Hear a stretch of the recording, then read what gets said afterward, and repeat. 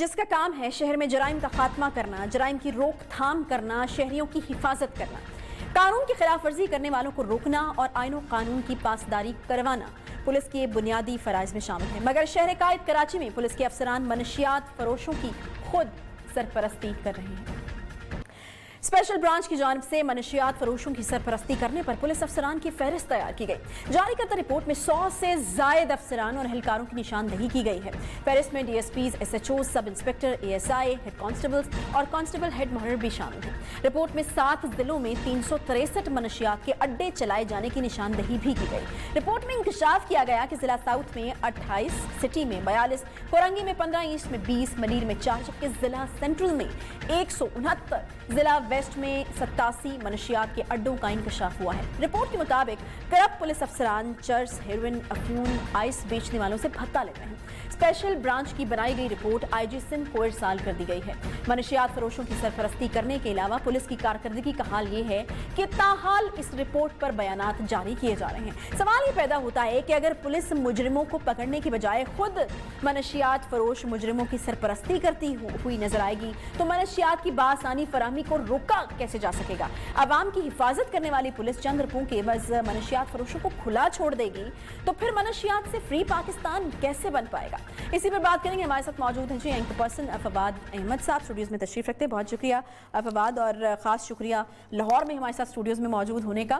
کہ پولیس نے موقف یہ اپنایا کہ رپورٹ 1 سال پرانی، چلے مان لیتے ہیں کہ 1 سال پرانی ہے، لیکن جن لوگوں کے رپورٹ میں نام ہیں ان میں سے اکثر اور بیشتر تو اب بھی کام کر رہے ہیں۔ پیسوں کی بس پولیس کیسے مافیاز کو اجازت دے سکتی ہے کہ ٹھیک ہے آپ کھلے عام یہ منشیات فروشی کرتے رہیں؟ عائشہ، سب سے پہلی خبر تو یہ ہے کہ جو تمام کے تمام آفیسرز تھے، پولیس اہلکار تھے، ان کو سسپینڈ کر دیا گیا ہے۔ تحقیقات ہوں گی اور تحقیقات کے بعد ہی نتیجہ نکلے گا کہ وہ کس حد تک ملوث ہے۔ ظاہر ہے کہ ایک انٹیلیجنس رپورٹ ہے۔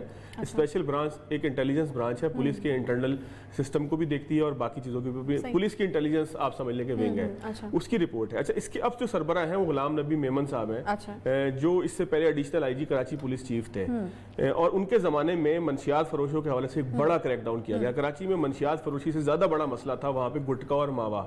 آپ کراچی میں نہیں رہتی اس لیے آپ کو گٹکا ماوا کا اندازہ نہیں ہے۔ چھالیہ کی ایک گندی سی قسم ہے کہ جس سے کراچی کے در و دیوار جو ہیں وہ آلودہ ہیں، اور اس کے علاوہ منہ کا کینسر، صحت کے دیگر مسائل بھی گٹکا اور ماوا سے ہوتے ہیں۔ گٹکا اور ماوا کو کراچی میں بین کروانے والا، اس پہ قانون سازی کروانے والا، قانون سازی میں یہ کہہ رہا ہوں کہ اس وقت منشیات فروش شاید 2 مہینے میں چھوٹ جائے، لیکن گٹکا اور ماوا جس کے پاس سے نکلے گا یا جو بیچتا ہوا پایا جائے گا، نکلے گا بھی، وہ جو ہے وہ منشیات فروشی کے زمرے میں آئے گا، اور سندھ اسمبلی کے پاس کردہ قانون کے مطابق اس کی سزا 2، 2.5، 3 سال ہو سکتی ہے۔ تو کراچی پولیس چیف جو تھے غلام نبی میمن صاحب، ان کا بڑا ایک اس کے حوالے سے کنسنٹریشن تھی کسی طریقے سے کراچی سے منشیات جو ہے وہ کسی طرح سے کم ہو جائے، ختم۔ تو ظاہر ہے کہ ایک بہت بڑا شہر ہے، اتنی آسانی سے نہیں ہوگی۔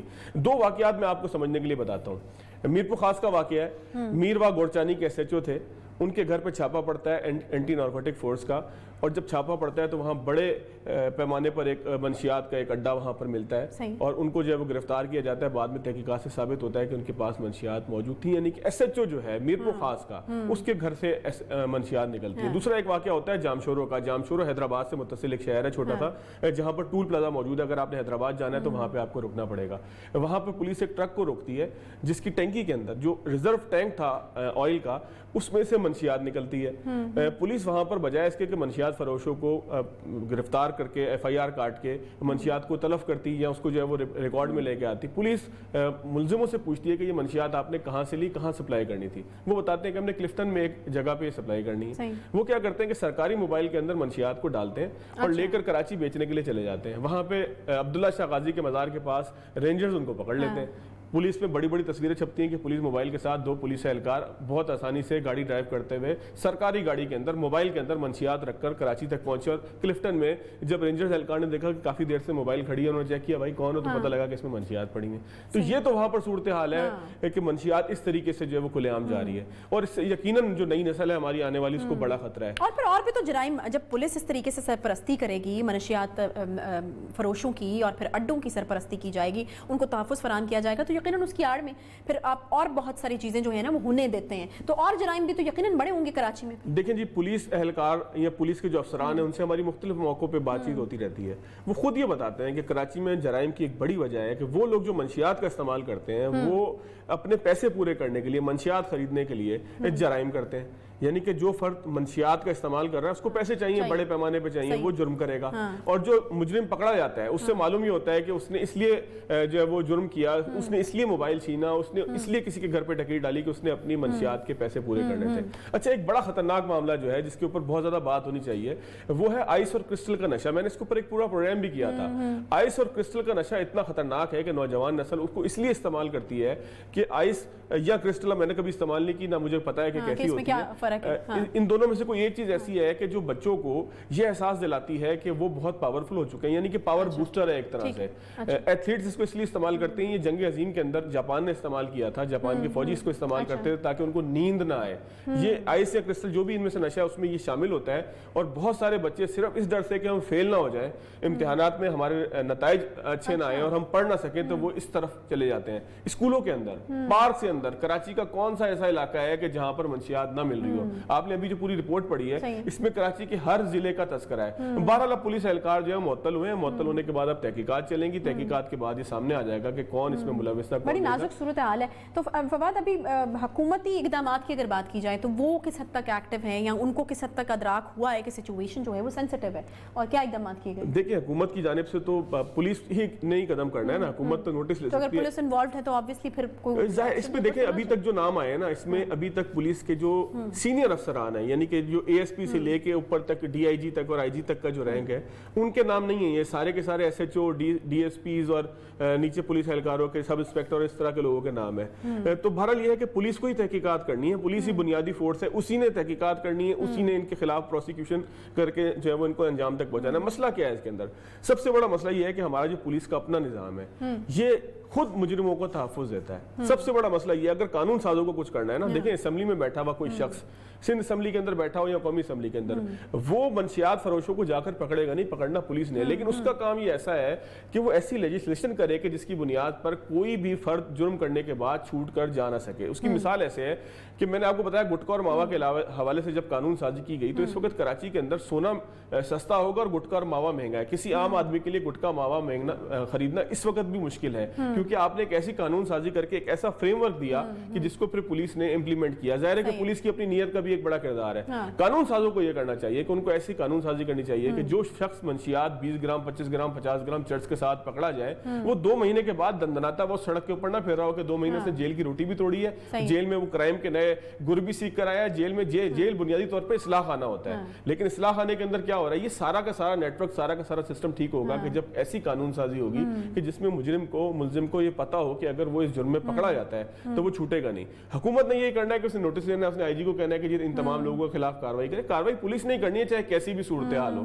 کسی ملک پہ خدا نہ خواستہ کسی بھی ملک کے اوپر اگر کوئی اٹیک بھی ہو جاتا ہے نا, تو پولیس تو پھر بھی موجود رہتی ہے, فوج مقابلہ اس کا کرتی ہے. پولیس تو بنیادی فورس ہے, اس نے رہنا ہے, اسی نے کاروائی کرنی ہے, اسی کو ٹھیک کرنا ہے, اور جو حکمران ہے انہوں نے اس کو ٹھیک کرنا ہے. جب تک حکمران اپنے ذہن میں یہ نیت نہیں بنائیں گے کہ ہم نے منشیات فروشی کی لعنت, دیکھیں ہوتا کیا ہے پاکستان پہ اس وقت جو ایف اے ٹی ایف کی پابندیاں ہیں, پاکستان کو اس وقت جو بہت سارے دہشت گردی کے مسائل کا سامنا تھا, اس کا بنیادی مقصد یہ, اس کی بنیادی وجہ یہ تھی کہ ہم دہشت گردی میں یہ جو ایک چرس, اتنی سی چرس اگر 2000 روپے کی مل رہی ہے تو آپ سوچیں نا کہ یہ غیر قانونی پیسہ یہ کسی بھی کام میں استعمال ہو سکتا ہے. اس سے دہشت گردی بھی ہو سکتی ہے, اس سے چوری بھی ہو سکتی ہے, اس سے ڈکیتی بھی ہو سکتی ہے, اس سے کوئی بھی کام ہو سکتا ہے. یہ سارے کام روکنے کے لیے سب سے اہم چیز یہ ہے کہ منشیات کی لعنت کو جو ہے وہ روکنا ہوگا, معاشرے سے پاک کرنا ہوگا. اور سب سے بڑی میں نے آپ کو بات بتائی کہ اس وقت جو نوجوان نسل ہے, اگر اس کی فگرز یہاں پر کوئی کوٹ کرے تو وہ اتنی بڑی فگر ہے, چھوٹے چھوٹے سے. فواد, یہ تو بہت بڑا اور بڑا امپورٹنٹ پوائنٹ ہے میرے خیال میں. اس کے اوپر تو فوری طور پر کچھ کرنے کی ضرورت ہے, بیکاز نوجوان یا طلبہ ایسا ایک آپ کی سوسائٹی کے لوگ ہوتے ہیں جو جن کے ہاتھ میں آپ کا مستقبل ہوتا ہے.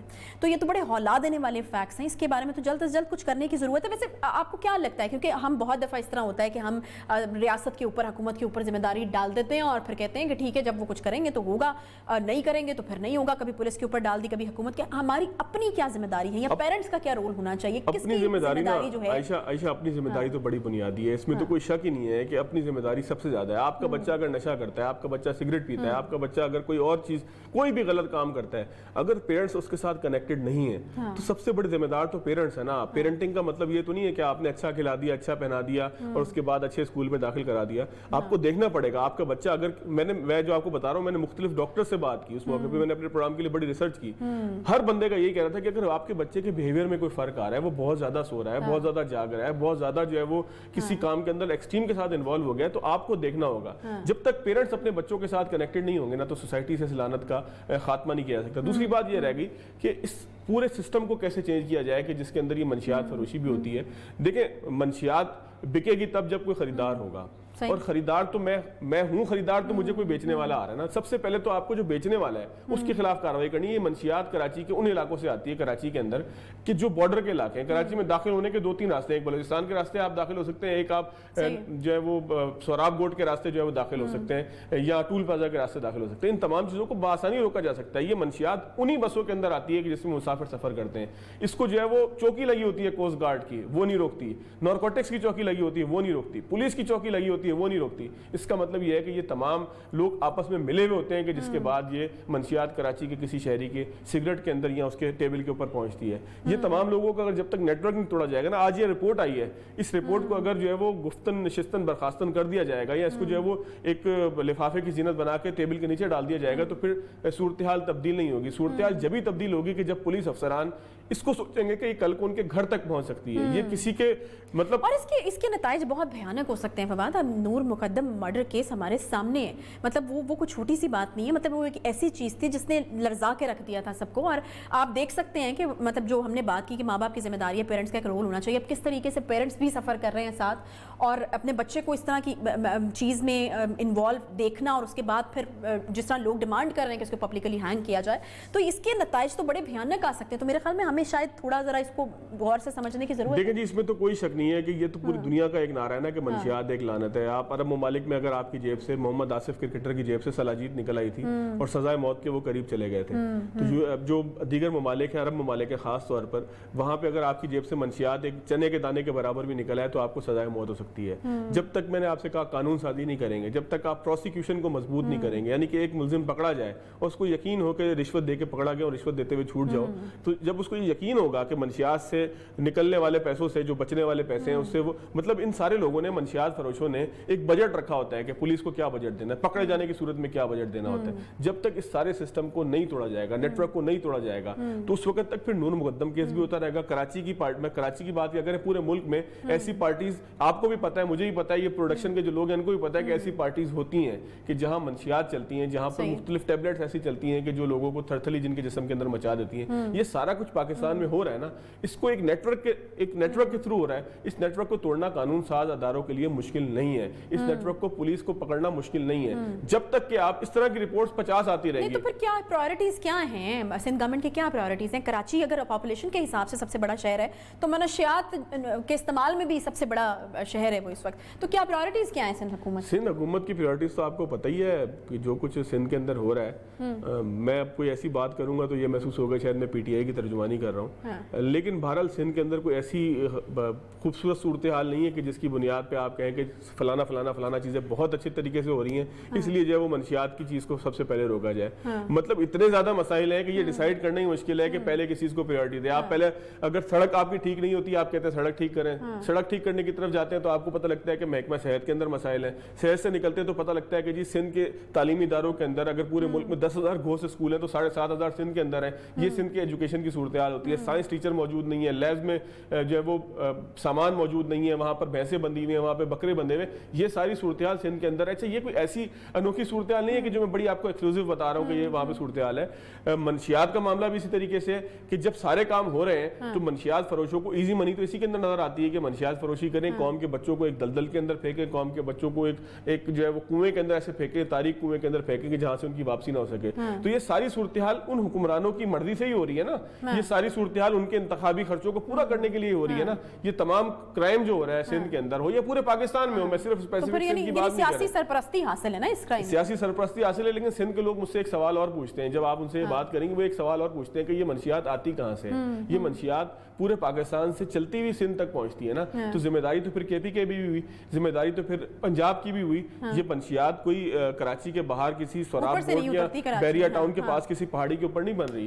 یہ ظاہر ہے کہ یہ درے سے چلتی ہے, افغانستان کی طرف سے چلتی ہے اور پورا پنجاب کراس کرتے ہوئے سندھ میں آتی ہے. تو ذمہ داری تو پھر سب کی بنتی ہے, صرف سندھ حکومت کو ملائن کرنا یا ان کو برا بھلا کہنا بنتا نہیں ہے. یہ پورے پاکستان کا مسئلہ ہے, اور منشیات کسی کے گھر سے بھی خدا نخواستہ نکل سکتی ہیں, کسی کے اوپر بھی جو ہے وہ حملہ کر سکتی ہے. تو سندھ حکومت کو ٹھیک ہے کہ مسائل بہت زیادہ ہیں, ٹھیک ہے کہ ہم یہ کہیں گے کہ سندھ حکومت ذمہ دار ہے کیونکہ ان کے پاس سے یہ رپورٹ آئی ہے, لیکن اٹ ڈزنٹ مین کہ صرف مسئلہ سندھ کے اندر ہے. سندھ تک منشیات پہنچتی براستہ پنجاب ہے اور کے پی کے سے آتی ہے. بہت شکریہ جی. فواد احمد صاحب ہمارے ساتھ موجود تھے. کوئکلی جو پروگرام کلوز کرنا پڑا, وقت ختم ہو گیا. انشاءاللہ کل ملاقات ہوگی. خیال رکھیے اپنا. اللہ حافظ.